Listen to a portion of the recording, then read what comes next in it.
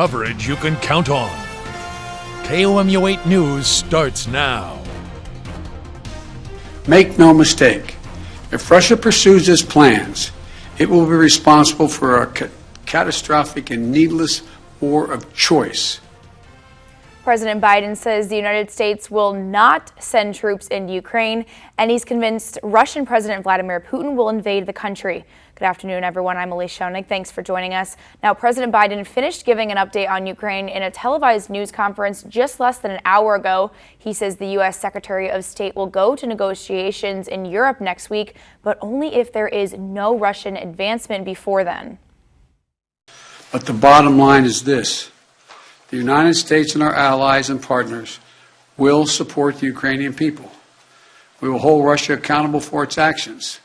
The West is united and resolved. He also says the U.S. and allies are ready to impose severe sanctions on Russia if it invades Ukraine. He says there is still room for diplomacy, but warns if Russia invades, that door is closed. We have reason to believe the Russian forces are planning to and intend to attack Ukraine in the coming week, in the coming days. We believe that they will target Ukraine's capital, Kyiv. U.S. officials believe Russia's troop presence has grown to as many as 190,000 along Ukraine's borders. They say roughly half are in attack position. Matt, bring some warm weather? Yeah, some warmer weather, tale of two seasons on the way for us this weekend. But first, let's start with road conditions across central Missouri. Clear to mostly clear for a lot of us. Still partly covered roadways from Mexico to Moberly Paris. A lot of those side and secondary streets also still experiencing those covered conditions. Live traffic showing you that on all of those major roadways, traffic actually flowing pretty well for us. A closer look into the city of Columbia, where we saw a lot of problem spots this morning. There's still definitely some slow going areas, some yellows and oranges showing up here on the map. But overall, big improvements have been made since this morning. Winds out of the south at 15 miles per hour. That's the warm weather direction, and that helped us get to near 40 this afternoon. 39 in Columbia, 42 in Jefferson City, 42 in Osage Beach. We'll take a look at the next 36 hours coming up in just a few moments.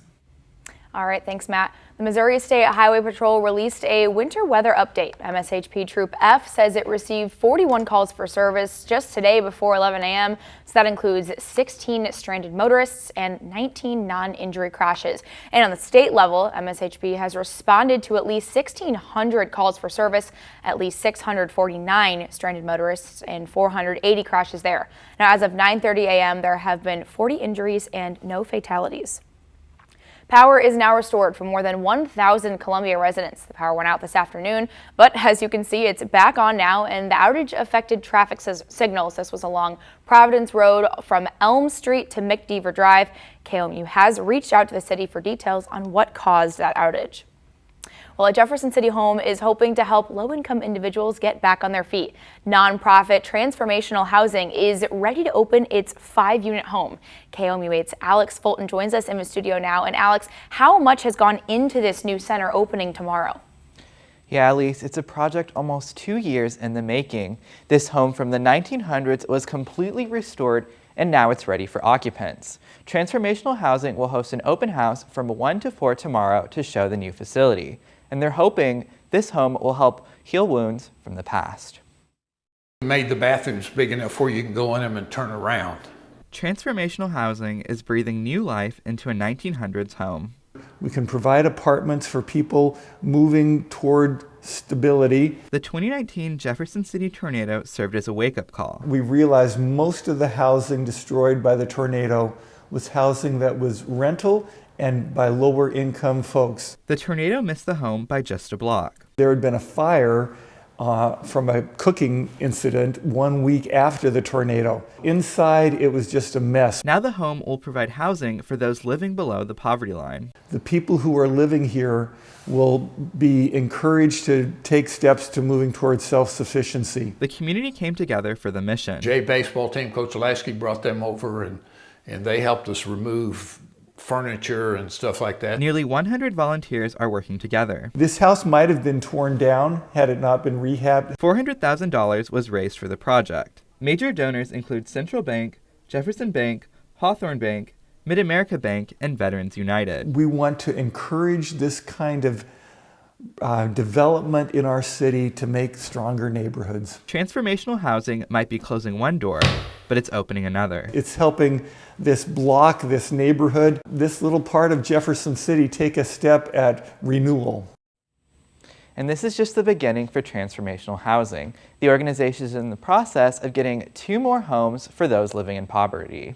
In the studio, Alex Fulton, KMU 8 News. We have an update to a story we've been following since last May. Today, a special prosecutor announced he will not press charges against 2 Columbia police officers who shot and killed a man back in May. The shooting happened at a gas station on Stadium Boulevard and Ash Street. The special prosecutor says several witnesses reported the man reached for his gun and then didn't comply with officers' orders to stop before officers shot him. He says he believes a jury would find the officers acted in self-defense. He says he will not continue the investigation. In international news, former Minnesota police officer Kim Potter has been sentenced to 2 years in prison. The former Brooklyn Center police officer was found guilty for manslaughter. This was in the shooting death of black driver Dante Wright during a traffic stop. Potter said she thought she grabbed her taser instead of her gun just before she shot and killed Wright. Court, that you shall be committed to the custody of the Commissioner of Corrections for a period of 24 months. Potter spoke to the court and apologized to the family before the judge sentenced her.